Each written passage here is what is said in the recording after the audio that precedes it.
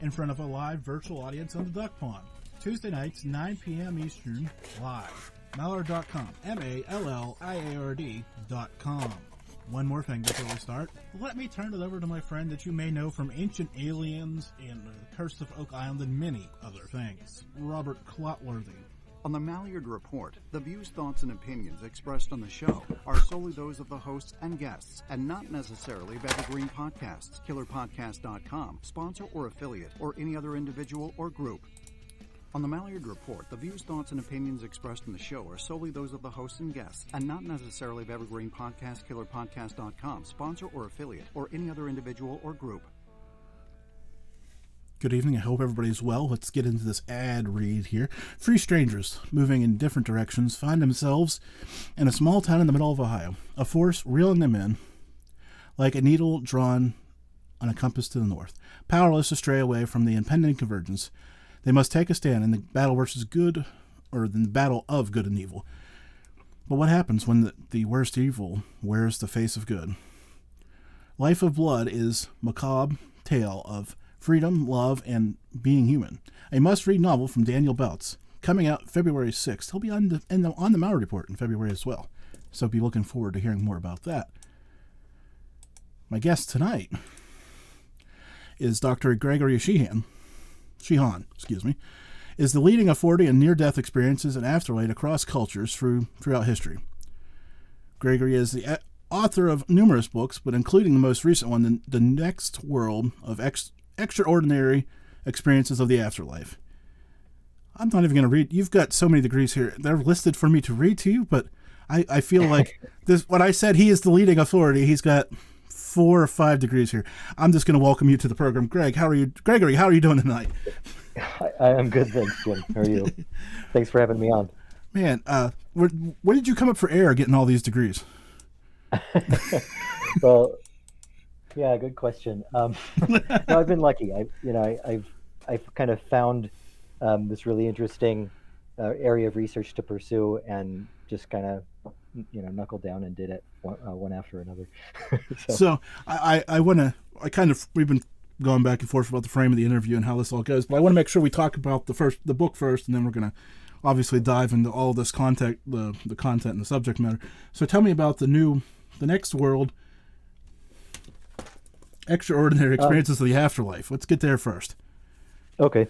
Yeah, my first 2 books were heavy academic books, and they were written for an academic audience, published by Bloomsbury and then Oxford University Press. And even though I wrote them with regular readers in mind, and I think that anybody could read them, they're kind of marketed to academic audiences, which means for the previous book, $110 price tag.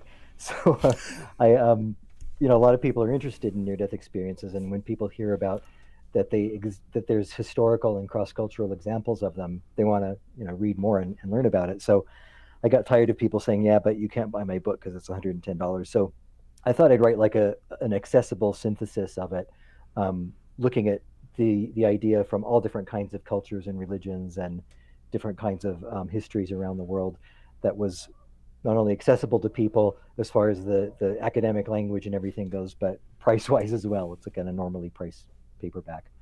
So yeah, just really kind of wanting to make my work accessible and get it out there a little to a wider audience. So take me back. What started you down this whole journey to start with? I've always been interested in unusual phenomena. I hesitate to use words like paranormal, but whatever we want to call them. Ever since I was a kid, really, I had a book called Phenomenon. It had rains of frogs and fishes, and things like somebody found a live frog inside of a lump of coal in England in 1742, and all this kind of stuff. And for one thing, the historical examples fascinated me most for whatever reason. And then for another thing, the supernatural stuff, the life after death related stuff, particularly did. And even within that, it was near-death experiences that I when I first read about them, I thought, what? People are clinically dead for a while, and then they come back and remember having these kinds of experiences. It just kind of it blew my youthful mind.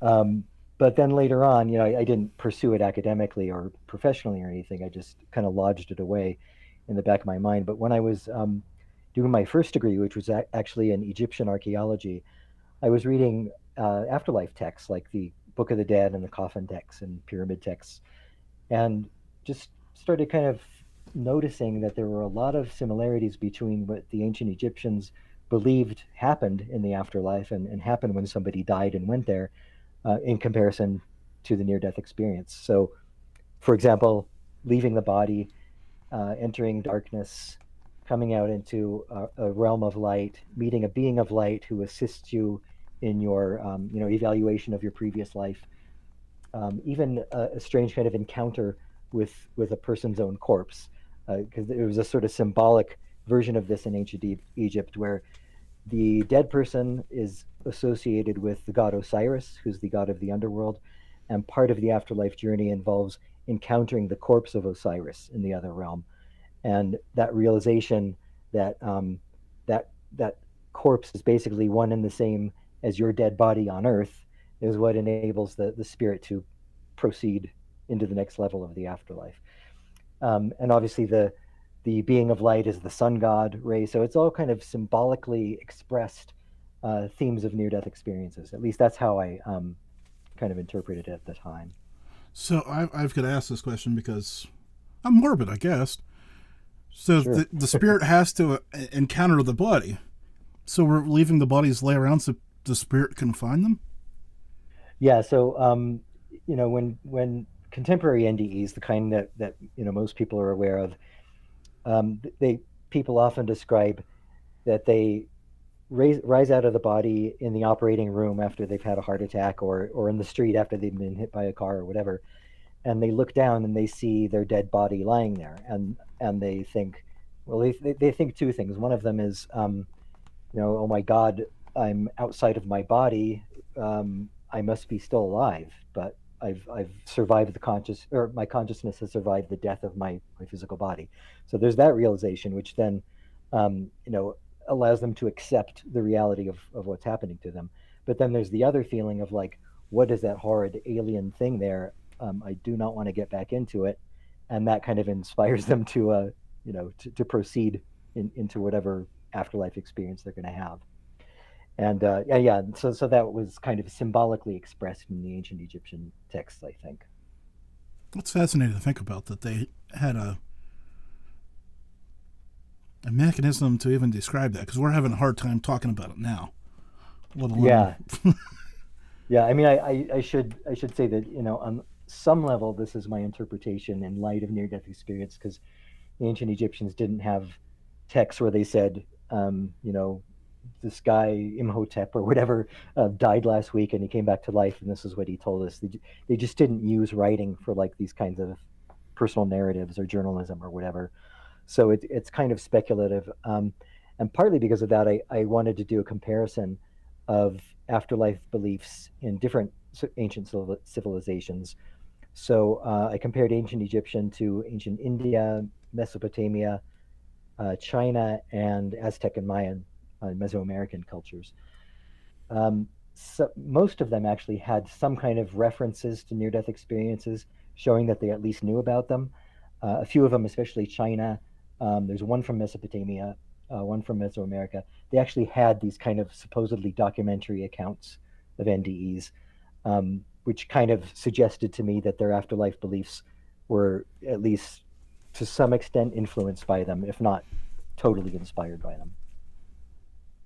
So, around the world, because like you said, you mentioned studying this, is it more acceptable, I guess, for the lack of a better word on my part, to have these experiences or talk about these experiences? I'm sure there are places that are very guarded and don't talk about that.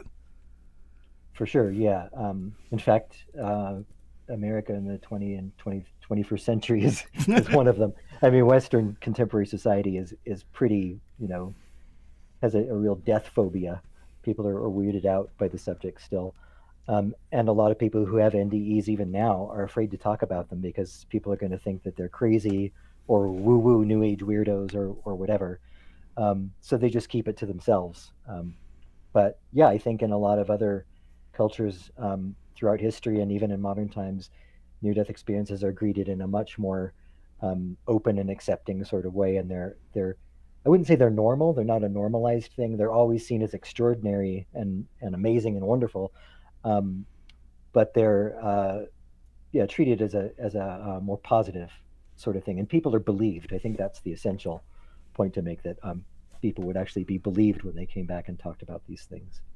This is exactly what I was telling you about before we got on air. Germantown Runner has a question for me, which I didn't even cross my mind, but somehow he pulls one out that makes me look like an idiot, which is fair. He's allowed to do that. He's good at it. Have you had a near-death experience, or somebody close to you had a near-death experience? I haven't, no. No, and I don't even think anybody close to me has. My dad had deathbed vision experience, and the distinction there is that the person who's dying sees visions of deceased relatives or spirits or whatever coming to them. He wasn't like in some other realm.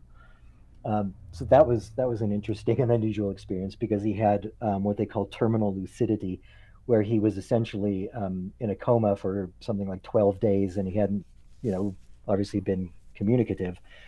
And he suddenly sits up and sees his mother and says, "Mama," and then he's talking about other experiences that he had remembered in his life. He had been a musician, so he's remembering concerts that he played, and this is all after, you would not expect him to be able to come back and do this sort of thing. But that was after I'd already started exploring this kind of stuff. So as far as a personal dimension goes, I guess there's not a major element of that, other than maybe a slightly odd preoccupation with. Well, trust with, me, I get it. I get it. Yeah. The questions that most people don't like to ask are the ones I love to ask. So I get the interesting part of it. Yeah, and a lot of people just think, oh, how can you study death all the time, and isn't this morbid and depressing?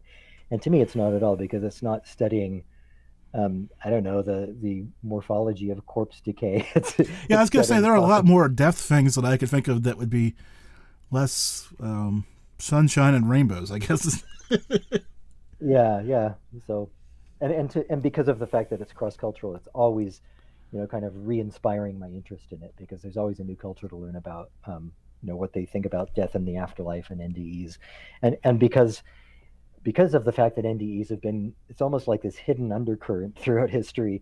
Because of that, to try to find them and tease them out from these either ancient texts or anthropological texts is quite a challenge.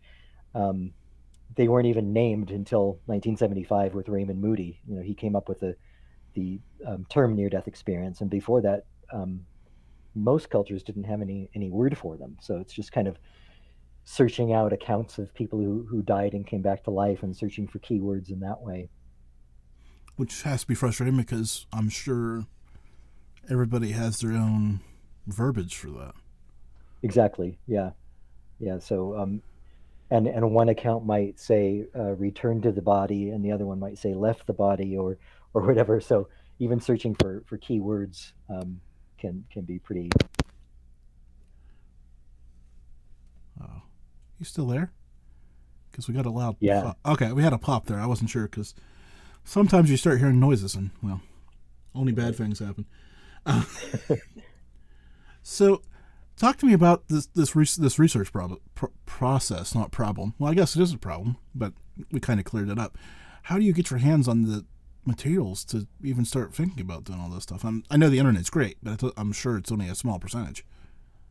Yeah, it really depends on what the actual case is. So, for example, with the ancient Egyptian stuff, those texts have been translated and retranslated since the 19th century. So, what I did with that, for example, is looking at the most recent translations and just isolating the parts of the text that talk specifically about dying and leaving the body and what happens afterwards.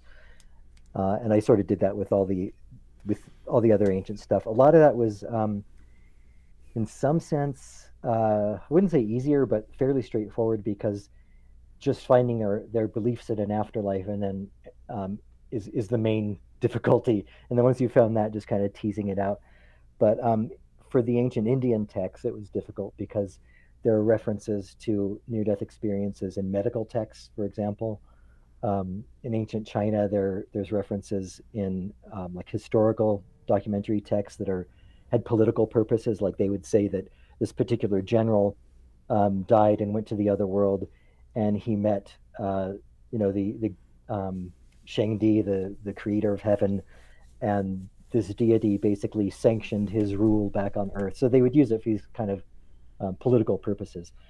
So finding the text in all these different areas can be a little difficult. But fortunately, if you search hard enough, you'll find academic texts, articles of people who have kind of been there before. They might not have talked about them in terms of near-death experience, but like, in Chinese studies, for example, they will say return from death experiences, which is essentially the same thing.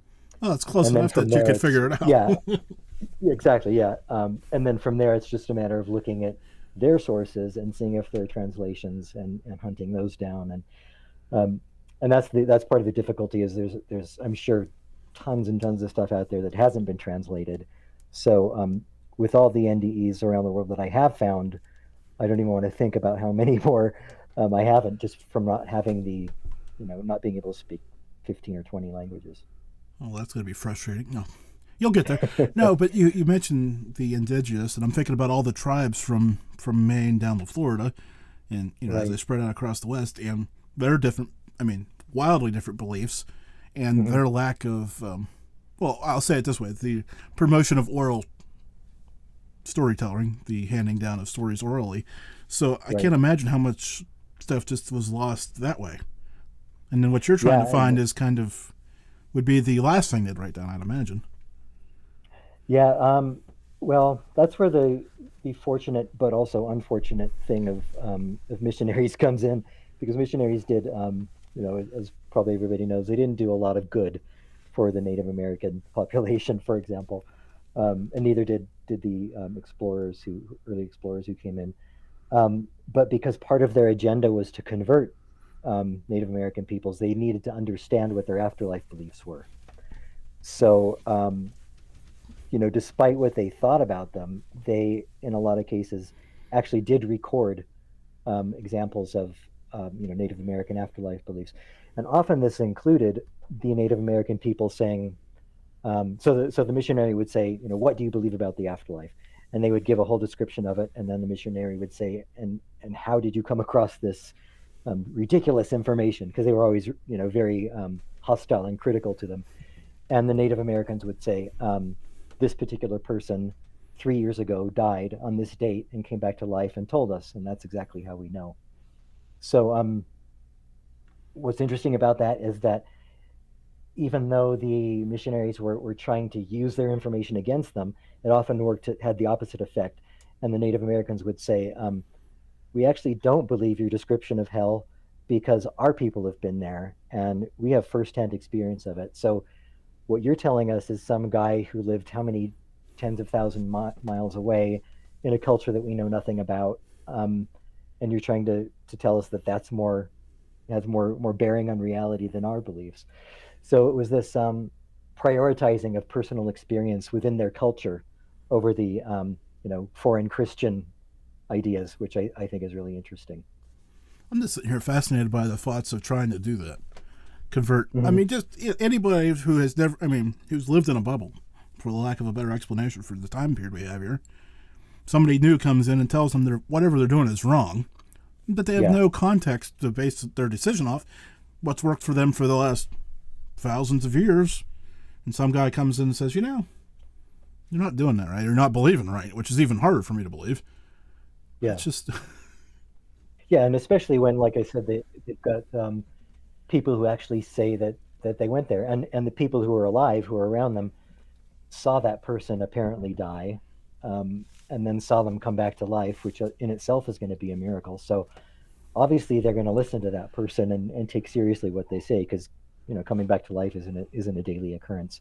And then some angry foreign missionary comes ridiculing them and saying this is preposterous. So yeah, it took a while for them to embrace Christianity. And many still haven't. And this Germantown runner, he's on fire tonight. We're going to watch out for him. Are there claims from other cultures or our culture for those who have experienced a near-death experience and gained skills like a language, musicality? I think I said that right. The ability to play music or other strange knowledge. Yeah, that's really a cross-cultural phenomenon.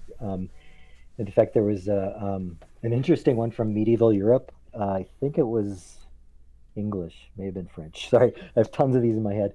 But this guy, a medieval monk, died and came back to life and claimed that he had the ability of omnilingualism, which is the ability to speak all languages. And he didn't speak any foreign languages when he died. So that's interesting. But then in a lot of Native American examples, and also in the Pacific and African societies, they often will come back with some kind of medicinal knowledge, like you need this particular kind of herb to crush up in order to fix the illness that you died of, or to help the plague that's currently decimating your people, or whatever.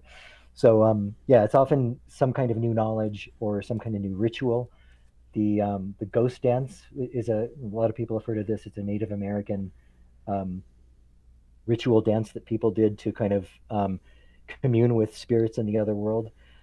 That was supposedly learned by somebody in a near-death experience, or actually a few different Native Americans had near-death experiences and brought back very similar types of ritual dances.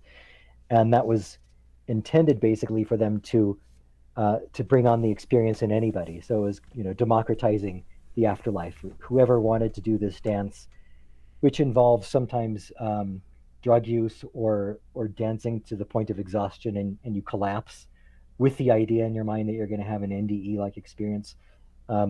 It would kind of, they bring it about in that way. So it's kind of like making NDEs available to everybody without having to die. Well, I was thinking about the slut lodge phenomenon where they put you in a tent or somewhere and you just crank up that fire until you start seeing things too.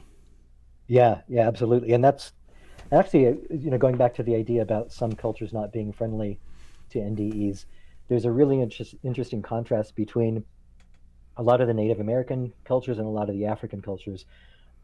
Because with Native Americans, like you said, they had things like the Sweat Lodge and Vision Quest. They had different religions that were based on dreams and all kinds. They were really open and interested in these kind of phenomena of otherworld journeys, and a lot of their shamanism was focused on the shaman sending their soul out of the body to the other world to rescue somebody who was dying. So they would send their soul after the soul of somebody else.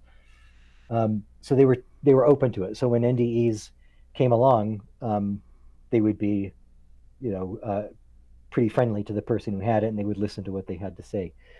But there's a really interesting contrast in a lot of African societies where their religion and their beliefs and practices were a lot more focused on ancestor spirits who remained on Earth, and they would live, in the woods or in a river or whatever, these kind of animistic spirits.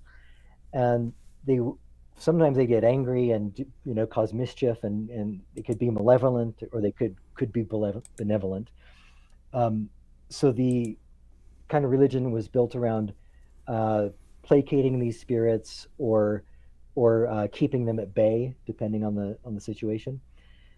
So because of that, there grew a fear that there was a lot of fears of sorcery and witchcraft. So if somebody came back to life, they would think that person, not that they came back to life, but they'd been possessed, either by an evil spirit, an ancestor spirit, or that they were a victim of sorcery or witchcraft, that some kind of witch or sorcerer had actually turned them into a zombie, effectively. So instead of rushing to their side and saying, "Oh, Auntie Margie, I'm so happy to see you came back," they would start throwing rocks at them and try to drive them away or even kill them. And that's reflected even in their funerary practices. They would often bind corpses hand and feet, and then pile rocks on top of the grave, and just basically prevent them from coming back in the first place. And that's why there are very few examples of near-death experience accounts from these African societies. And that's going back to, I went back to 16th century or something, up until the 40s or 50s. I'm sitting here thinking that's fascinating. You have a near-death experience. You wake up, you're happy to be alive, and then there are people trying to kill you. Yeah, but that is such a different cultural thing, because there are examples of African people who had near-death experiences, came back to life, and then asked to be killed again, essentially. There was a woman who was a victim of human sacrifice in a society called the Akrapong people. And she came back and said, I went to the other world and I met this council of gods, and they said, you're naked. What are you doing? You're naked. This is, disrespectful. So she said they sent me back in order to get some clothes on to properly present myself to them. And so they said, okay. And they brought her some clothes and she got dressed and she's like, okay, I'm ready now. And they quote unquote, killed her again. So it was a very different attitude towards death in the afterlife, than what we have. I'll be the ignorant one at this moment. This does not reflect your opinion at all, but can you imagine sending your guards out to kill somebody and then they come back in and be like, tell you this story? They expected you to be dead, and then they come in and tell you this story, and then you have to send them back out there to finish the job. I know, yeah. and what's interesting about this is that those kinds of beliefs and attitudes, they withheld even through Christian conversion. There were some examples from 80s or early 2000s even, I can't remember, but a couple examples in the Congo of people who came back to life, and these modernized societies essentially, who came back to life, and all of the relatives at the deathbed just fled in fear, and it took the person, the NDE, a little while to convince them, like, no, it's actually me. And fortunately, it's modern times and nothing happened to them. They eventually did listen, but the initial impulse was to get the hell away from there. And then when they listen to the person's NDE, it's very similar to different ones in different societies. So the actual experience the person's having doesn't really reflect necessarily on how the culture reacts to it. This is a speculative question from Germantown Runner, which I did. He's, like I said, he's on fire tonight. He should be the one hosting the show tonight, apparently. Since NDAs are always unexplained, can future technology be planned for like cryogenics for a form of near-death experience? Like, I can't imagine giving yourself a near-death experience on purpose, but I guess, technology's probably going to get there. Yeah, I actually wouldn't be surprised if people do it already. And people do say that, like, ketamine and DMT drug experiences, and ayahuasca too, that they are very similar to near-death experiences. Some of the examples of NDEs I've found in some of the indigenous cultures might have actually been the shamanic types of experiences. They might actually have been real NDEs, because they would say things like, they would take so many drugs of whatever type of drug it was that they would pass out dead, and everybody around them would think that they were dead, and they'd come back to life. And sometimes they would even say that the shaman burned himself to death or clubbed himself to death. So, our definition of death might be different, for one thing. But another thing is, I even though there's no way of being able to determine, how dead people in the past might have been in these experiences, I think if somebody's clubbing themselves senseless to the point that everybody around them thinks is dead, we could probably kind of consider that an NDE. I was going to say, it's a sliding scale, right? Because the ability to medically bring them back is far different too. Yeah, absolutely. So, and which might have made them seem even more kind of miraculous before there was good medical technology. But yeah, there's also attempts at making virtual reality NDEs. A couple of people have done, like, you put on the VR glasses and you have this 3D NDE. But as far as a mainstream thing of people, of doctors medically inducing them, I don't know. That would be a difficult ethics thing for them to get around, I think, unless they could prove that there was no physical danger to the person. And even then, the way drugs are regulated, it seems like something like that would be fairly regulated. And then the horrible follow-up question, would you have one if we got to the point where you could safely, medically?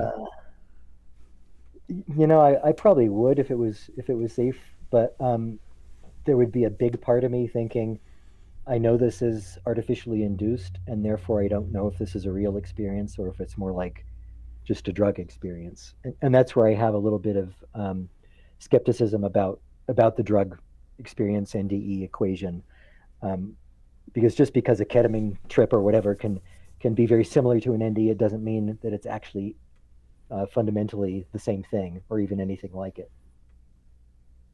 Ooh, that's a deep point there.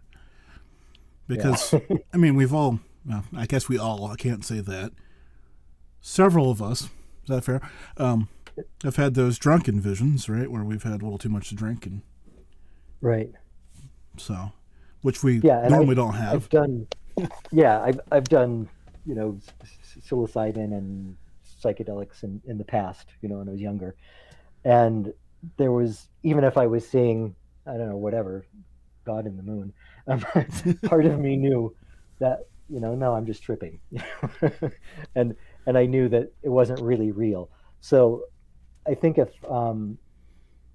in contrast, if I had an NDE and I saw my body lying there and I was outside my body and had some kind of genuinely evidential thing, I think that would be a very different prospect than knowing that I had taken a drug, I think. But then again, people who take especially ayahuasca, they're absolutely convinced that these entities they encounter or whatever were 100% real. Shifting Gears brought to you by evergreenpodcast.com. Shifting Gears brought to you by evergreenpodcast.com. So you've been researching this for a long time, and you've covered the world in these different beliefs. How has it changed you personally? I'm not totally sure that it has all that much. I think it's made me realize what I already knew, which is there's a lot of things I don't know. And that I don't think that, for one thing, I don't think anybody, even people who have NDEs and come back and tell you what it's like to die, I don't think anybody knows exactly what it's like for you to die or for me to die. I think everybody's going to have a somewhat different experience, partly depending on your culture and your individuality or whatever. It hasn't really convinced me that there's an afterlife, but it definitely hasn't convinced me that there's not. So I guess I just I got to a point where I'm okay with that ambivalence and just kind of thinking I'll find out when the time comes what is actually going to happen. Well, when the time, you're going to have to communicate. We'll have to figure this out. Yeah, which is a whole other area of afterlife study. Yeah, I was going to say that's a whole fun can of worms too. But is there a commonality between all these different visions of what people are seeing in the afterlife? Because we all have the rainbows and unicorns vision of the good side of the afterlife and the fiery pits of hell. I'll say it, right? But is that common, or is that just the Christian coming out in me? As far as it's really interesting actually, because as far as near-death experiences go, there are negative, distressing NDEs that people have, but they're pretty rare. They're I can't remember the percentage, but it's tiny, less than 1%. And when people do have them, they seem to often be one of two things. One is that they're very confusional, and that they're very unlike regular NDEs. So they just say, it was just blackness, and I felt like there was figures dragging me down, and they don't wake up with this kind of clarity, and it doesn't stay with them for the rest of their lives and change their lives and all these other things that regular NDEs do. I was going to say, I'm just going to interrupt you there for a minute, because I would have thought that number would have been much higher, 50-50 even. I had this vision of burning in the pit and say, I better get my shit together and turn my life around. Yeah, it's not that. I mean, there are, evangelical Christian NDE studies that say that they're higher. Maybe it's 2%. I don't know. But you're still not. yeah, but it's still not very high. And then some of them seem to be very similar to the traditional NDE or whatever you want to call them. But they're experienced in a negative way. So they'll see a they'll go through darkness and they'll see it as threatening, and they'll meet a being of light and think that it's oppressive, and the whole thing is just they're terrified, but it's still basically the same types of experiences. But as far as actual beliefs around the world goes, most so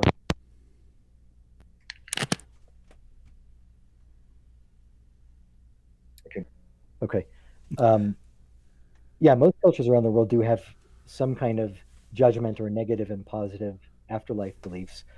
But what I think is the case is that, at least I observe this in China and India and Egypt, that the more religion in general, but afterlife beliefs in particular, become sort of popularized and disseminated through society, and less particularly for the elite, the kings and the priests, the more they become kind of manipulated. It seems like there's more emphasis on hell and punishments and this binary good evil kind of behavior and afterlife thing, whereas in earlier times it's a lot less of that. So what I think was going on was a tool of social control, really. That the more people were able to control other people with this promise of heaven and the threat of hell, the more they exploited it. And so the descriptions of being boiled in a pot or having your fingernails taken out or whatever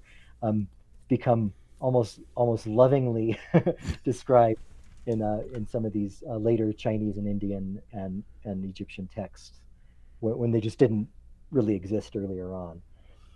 And I think that's probably what's going on with Christianity too. Interesting thing about Christianity is it's a religion that's based on the death and return of one particular person, but there aren't really that many NDEs coming out of Christianity. There's none in the Old Testament or in the New Testament, which I find surprising. And I think that's also a political kind of official Orthodox theology thing, that the staple of Christianity is the way to heaven and the way to God is through Christ and only through Christ. So if they were to say, popularize the idea that people have near-death experiences, then people would be saying, wait, you mean I can get there without Christ? I can get there by dying myself? Everybody can be Christ and die and return? So I think that's also some kind of a manipulation of what may or may not have happened. Circling back to our previous question about doing it on purpose, I mean, I guess that would become a major problem. Yeah, if you sure. could. Oh boy. So you what about East versus West? Because we, the Buddhism and that versus, well, we've kind of hashed on Christianity. But what about Buddhism and that? How does that work with all this? Yeah, that's there are a few things. So going back to the idea of what's similar across cultures, so just very generally, like leaving the body obviously is cross-culturally universal, because otherwise there wouldn't be anybody to tell us about their NDEs. Leaving the body, entering darkness, light, and encountering some kind of spirit beings, and then being told to return and returning to the body. Those are kind of the main general themes. But then within that, there are a lot of differences. And so one of them, for example, is the near-death experiences you might be familiar with. Somebody is told, no, you need to go back to your body because you need to take care of your children, or you need to fulfill some, work that you were doing on Earth, or you need to change and become a better person. There's always some kind of, developmental or educational motivation for it. But in a lot of other societies, in China, for example, and some small-scale societies, sometimes in India, the reason they're sent back is because it was a case of mistaken identity, basically. So they'd say, we got the wrong Jim Malliard. We want the one who lives, outside of London or whatever. So they would send you back to your body, and they'd go and grab the other one. Clerical errors. That's always good. Yeah. So obviously being sent back to the body and returning to the body is the same, but the reason for it, seems to depend on culture. And then another very interesting cultural difference is a lot of small scale tribal societies, they describe walking along a road to the other world, and they'll even say, as I was walking along the path, I saw other footprints of the hundreds of souls that had walked to the other world before me. Very rarely do they say they went rushing through a tunnel in darkness. So, but obviously the theme is the same. They're going from one place, an earthly realm in the spirit form to get to another part of the afterlife realm. So yeah, there's certain things that seem to be determined by culture and religion and belief, but then certain things, more general things, that aren't. And it's unpacking all that and trying to find out what everybody has and what everybody hasn't is I think at this point not going to happen, because there's so much diversity between them. And that's one of the things that makes them both fascinating but frustrating, because from the earliest times of NDE studies in the 70s, they were, even Raymond Moody's first book, he's trying to figure out what is universal about NDEs. And he was looking at, an example from ancient Greece and a couple medieval ones, and nobody's been able to figure that out. And I just think it's not going to happen, because there's all these different elements that each different person draws upon. So they're similar, but they're different. Even documenting the current day beliefs would be difficult, let alone historically. Yeah, absolutely. And then documenting subjective personal experiences is even more complicated. Because we also don't know when somebody comes back from an NDE. They often will say, "Oh, it all happened at once," or it's difficult to explain. But then they explain it, and in the explaining of it, they kind of create a narrative which may not have happened in the order that they said, or they might be using symbols or imagery to explain something that's unexplainable. So it's a difficult thing to unpack. Just like my wife, she'll tell me something's in a certain color. I'll be like, put it in the 8 crayon box for me, so I can understand. Yeah, exactly. We all perceive things totally differently when we're in our bodies. So. And she doesn't like me when I do that. You mean red? No, I mean maroon. No, red. No. I guess this probably has some, maybe this is not in your pay grade or in your realm of study, but I'm sitting here thinking about, because, I've kicked around the idea of being cremated. Of course, now you're telling me about all these people coming back to their body, right? And now I'm revisiting this whole notion in my head while you're talking about all of this, because if I ash myself, there'll be no body for me to come back to. So how does that's got to play a factor in some of these burial traditions around the world, right? Yeah, for sure. In societies that are more open to NDEs, and they know about them and they kind of accept them as part of their beliefs, their burial practices involve not burying the body for 5 or 6 days or 7 days, depending on I guess the climate, like how quickly a corpse would decay in whatever climate they're in. But the point being that they give the person ample time to return to the body, and it's only when the corpse is basically beyond the state of being able to house a person in it, that only then would they bury it or cremate it. But don't the Jewish people bury people by the sunrise of the next or sunset of the next day? Yeah, so there and there aren't very many NDEs known from Judaism, and they don't appear in the Hebrew Bible. The only time they crop up is in mystical Kabbalah traditions, and even there they're often a little bit vague as to whether it's an NDE or mysticism. So yeah, that's there's a real correlation between burial practices and the existence of reports of NDEs in different cultures. Why? Now that I've said it out loud, of course there is, but these things that rattle through my mind backwards and slowly. Yeah. So if you wait long enough, if you make sure that enough time has passed, you're probably safe being cremated. But in Victorian times, they had that fear, and they had these a string leading into the coffin attached to a bell in case they woke up after being buried, which is maybe I should get a bell and be cremated. That'd just be fun. Yeah, just to be just to make people wonder. Yeah.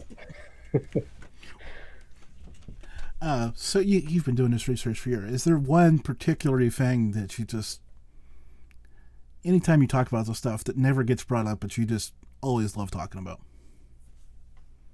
Oh, wow, that's a good question. No, I guess, one of the things, I guess partly what got me interested in this in the first place was the similarities between the ancient afterlife beliefs and NDEs. And I was kind of looking at this idea of cross-cultural similarity in all these different cultures. And that's what my first book was, which was called Conceptions of the Afterlife in Early Civilizations. And it's actually going to be called Near-Death Experience in Ancient Civilizations. So in a couple of years, it's going to be reissued. But basically, so that was interesting, and that was I enjoyed doing that research. But it was really later that the differences stood out to me more and started just kind of in a way capturing my imagination more, as well as the more kind of, I mean, what I've been talking about so far is all pretty cultural history of religions kind of stuff. But as far as like going into the psychical research and parapsychology stuff, what are the implications for all this stuff on that side of things? What does it mean for the idea that near-death experiences are actual experiences of an afterlife? And at the same time, what does it mean for claims that they're just the dying brain and a burst of energy activity at the end of life or whatever? And I think because basically I think my research can be used to support either kind of theory, but in some ways it's a real challenge to the materialist theories, to the idea that it's just the dying brain. For example, there was a recent study, a couple of recent studies. There was that they detected that rats, when they're dying, have this burst of brain activity at the last few moments of death. And then they observed that in a human. They were able to, in just last year, they monitored a person who was dying and confirmed that there's this huge burst of brain activity right when somebody dies. And so they said, so that's probably explains the life review element of an NDE. And there are all these, overblown reports in the media that NDEs have been explained by physical science.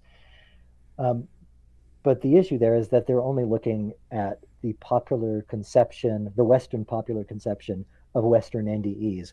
They're not taking into account the fact that life reviews are completely, practically unknown in a lot of the small-scale societies, and they're actually quite rare even in the West. So they've taken this like stereotype generality that you'd see in a movie, and they've said, oh, that explains this one element, when that element isn't universal in itself.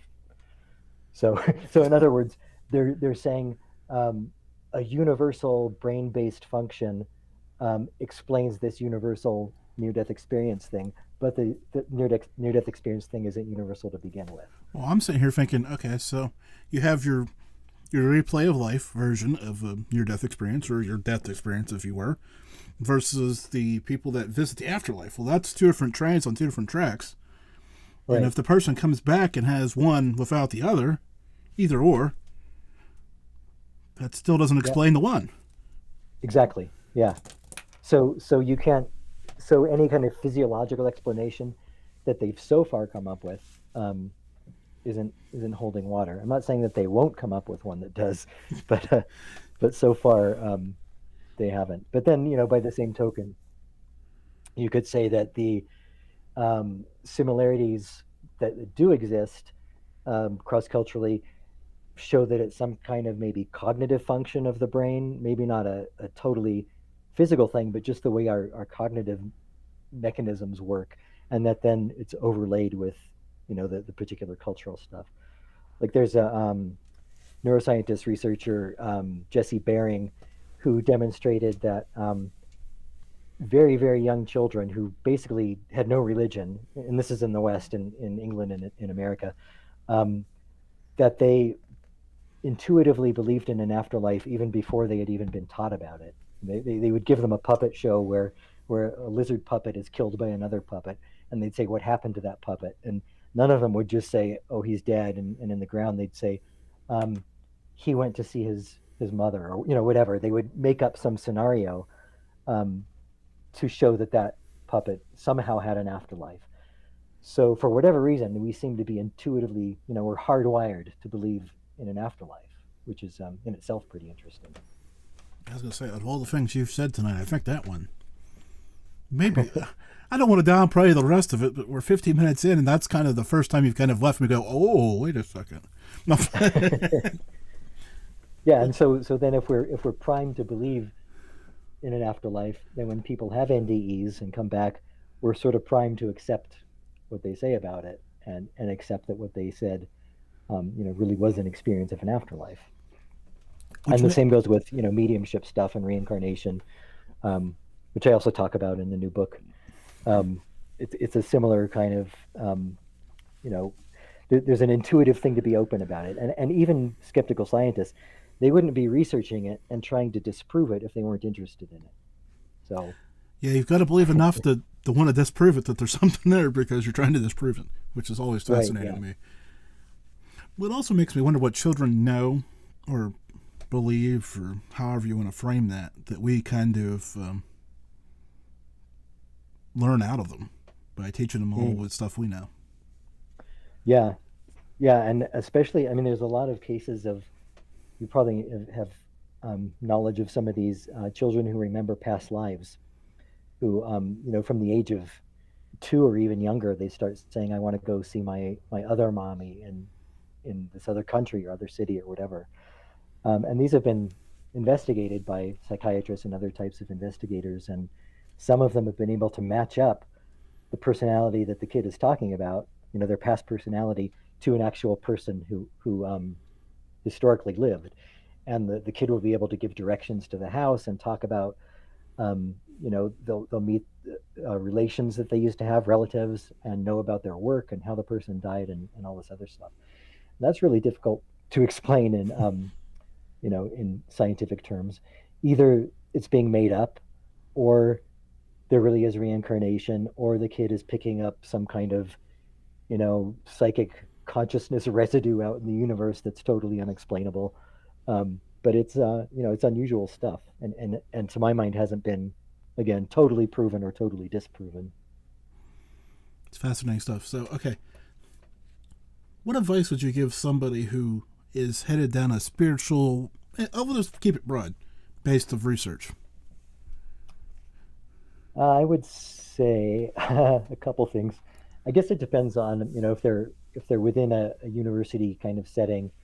If they're doing it through a formal education, I would say, depending on what kind of department you're in, think about doing something else first until you get your tenured post in a university.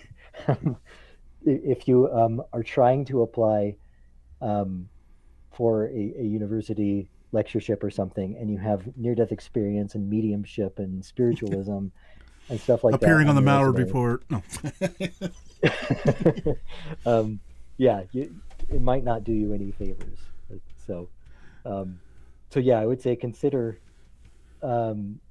being firmly into the mainstream first before you embark on it. But if you don't care about those things, then I would say, nevertheless, do it through mainstream education, through a university, so you can get that critical thinking that I think is difficult to develop outside of a university context, and also the just the basic research methods of finding your sources and analyzing them, and all these kinds of things that higher education does well. They don't do everything well, but training in basic research and critical thinking, I think, are important things. Wait just a minute here. YouTube and Wikipedia are not critical thinking and not good sources for research? Especially not Wikipedia, no. I am wildly disappointed. Notorious bias against anything like this. There was a reference to me in their article about afterlife beliefs around the world or something, and some Wikipedia editor went in there and changed historian of religions, Gregory Shushan, they changed it to parapsychologist, because apparently they thought that would be more demeaning, and my what I'm saying would be less taken less seriously than if I have a real PhD from a real university. So. Which you do. Like I said, I refuse to read that whole list because we would still be probably reading it. Okay, maybe it's not quite that wrong, but it's impressive, which is why I'm thrilled to have you here. Okay, so we've got 4 minutes left, so we kind of first, where can people find you, and then we'll lighten it up because I've got a few little fun questions for you. Sure. Yeah, I'm all over the social medias. Gregory Shushan. I have a website, GregoryShushan.com. I should also mention, actually, people might be interested. There's a publisher in the UK called White Crow Books, and they publish all kinds of things on life after death and these kinds of areas. And I've started my own imprint with them called Afterworlds Press, and in that I'm publishing books by various other authors and kind of resurrecting a lot of books that haven't been seen since they went out of print in the 50s or whatever. There's one example. There's a book about Native American afterlife beliefs written by a Swedish scholar, which is great, and it was only published in this small press edition in 1957, and now people can just buy it online on Amazon. And there's also a great one that we just published. You probably know the Parapsychology Foundation and the medium Eileen Garrett, really famous medium, and she kept getting these channelings and communications from this entity throughout her life, who told her that his name was Lucifer, and she wrote down all of these communications from him, and also wrote a kind of psychological self-portrait of what and how was going on with her communications with this, because she was really skeptical of it. So this is like a long lost manuscript that the president of the Parapsychology Foundation, Lizette Coley, she unearthed this in the family archives, and so we've just published that. It's called Call Me Lucifer. So if anyone's interested in that stuff, it's on afterworldspress.com. We'll have to have you back and talk about all that stuff. Because, well, I knew we weren't going to get through everything tonight, so that's why I kind of zeroed in because, well, we were talking about the inch wide, mile deep thing earlier, me and you. I'd rather go the mile deep instead of the inch. Anyways. And I'll also just say I'm an independent scholar, which means I'm doing this for more love than money. So I've got a Patreon account. So if anyone is interested in supporting me on Patreon, that's just, again, Patreon/Gregory Shushan, and you can start at $1 a month or whatever, and there's free books, and I do the historical NDE of the month that people get in their email and all kinds of cool stuff. So, last question, the most difficult question of the night. You ready? Sure. What's your favorite breakfast? Favorite breakfast? I don't know. I'm probably going to be, well, actually, no. I was about to be boring and say cereal, but it's actually a very New Mexico thing. I'm in Santa Fe, New Mexico, and there's blue corn pancakes with pinon nuts and real maple syrup. Ooh, sounds like something I have to try because that sounds delicious. Yeah, it's really good. Well, hey, I thank you for blowing my mind several times tonight. Like I said, I'll bring you back. We'll talk about the publishing and all those. There's so much there as well. Great, thanks, Jim. Yeah. And have a good evening. Well, I guess it's evening now over there, so I'm right. Yeah. Talk to you soon. All right. Well, thanks for having me on. And there we go. And yeah, wow. Yeah, it does sound good, doesn't it, Jim down there? I'm excited because that's some. I mean, normally if he would have went cereal, I would have had to been asking follow-ups to that, and I don't like doing that. But man, sounds good. Yeah, Kat, very interesting tonight. So I'm glad we went there. And I definitely have to get him back on to talk about all that other stuff. Oh man, that's what I get when I get good people. It's just remarkable. So be looking for him to come back around because, man, we barely scratched the surface of what he's been into throughout his life. So, yeah, so we're digging through January here. I hope everybody's staying warm and staying well. Sending some love to our good friend WR250 as well. He's got a lot going on in his personal life. We're not going to divulge any details in any of that, but just throw one up for him tonight or whenever you're listening to this because he needs it. And, yeah, we'll take care of business. See you next week. It's the Malliard Report. Yeah, the Malliard Report. Hey, I want to thank you for joining us. It's been a good show tonight. I hope you enjoyed it. Take a few moments, subscribe, share, all the fun stuff. You know how to do it. I don't have to tell you. Just be ready for next week. It'll be sooner than you think.